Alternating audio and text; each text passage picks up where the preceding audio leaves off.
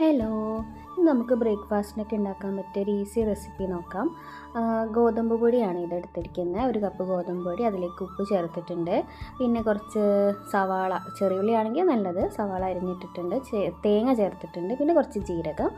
ഇതൊക്കെ കുറച്ച് നല്ല ചൂടുള്ള വെള്ളം ഒഴിച്ചിട്ട് ഒന്ന് നമ്മളങ്ങനെ മിക്സ് ചെയ്തെടുക്കാം.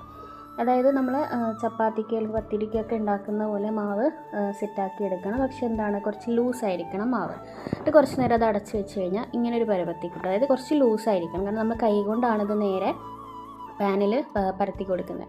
ഇതുപോലെ കൈ വെച്ചിട്ട് ഓരോ ഉരുളകളായിട്ട് എടുത്തിട്ട് കുറച്ച് വെള്ളം തൊട്ടിട്ട് നമ്മൾ എന്ത് ചെയ്യുക, ഇങ്ങനെ കൈ കൊണ്ട് പരത്തി കൊടുക്കുക. നമ്മൾ പത്തിരിയൊക്കെ ഉണ്ടാക്കില്ലേ, തേങ്ങയിട്ട പത്തിരി, കട്ടിപ്പത്തിരി, അതിൻ്റെ ഒരു ടേസ്റ്റ് തന്നെയാണ്. പക്ഷെ നമ്മൾ കുറച്ചുകൂടെ എളുപ്പത്തിൽ ഉണ്ടാക്കുന്നത്, മാവ് കുഴച്ച് പരത്തിയൊന്നും ഉണ്ടാക്കുന്നില്ല, എളുപ്പത്തിൽ ഉണ്ടാക്കിയെടുക്കുന്നു. ഒരു 2 മിനിറ്റ് കൊണ്ട് തന്നെ അതാവും. എന്നിട്ട് തിരിച്ചിട്ട് കൊടുക്കുക.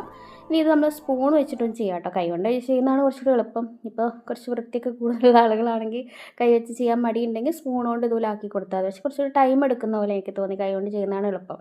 ഇതേപോലെ സ്പൂണ് വെച്ചിട്ട് കുറച്ച് വെള്ളം ആക്കിയിട്ട് ഇങ്ങനെ ഇട്ട് കൊടുക്കും. പിന്നെ അടച്ച് വെക്കണം കേട്ടോ.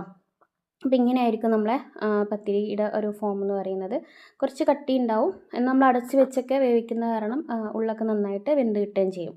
ഇതിലേക്ക് കറിയുടെ ഒന്നും ആവശ്യമില്ല. ചൂടോടെ കഴിക്കുകയാണെങ്കിലും ബ്രേക്ക്ഫാസ്റ്റ് ആയിട്ടും പിന്നെ നമ്മൾ എവിടേക്കെങ്കിലുമൊക്കെ പോകുമ്പോഴൊക്കെ നമുക്ക് കഴിക്കാൻ, കറിയൊന്നും ഇല്ലാതെ കഴിക്കാൻ തന്നെ നല്ല ടേസ്റ്റ്. കാരണം തേങ്ങയും ജീരകവും അതുപോലെ ഉള്ളിയൊക്കെ വരുന്നതാണല്ലോ. അപ്പോൾ ഇങ്ങനെ ഇരിക്കും നമ്മുടെ പത്തിരി. എളുപ്പമാണ് നമുക്ക് ഉണ്ടാക്കാനായിട്ട്. ഇങ്ങനെ മാവ് കുഴച്ച് അത്ര സമയമൊന്നും പരത്തി അങ്ങനെ എടുക്കേണ്ട ആവശ്യമൊന്നുമില്ല. അപ്പോൾ ഒന്ന് ട്രൈ ചെയ്ത് നോക്കൂ.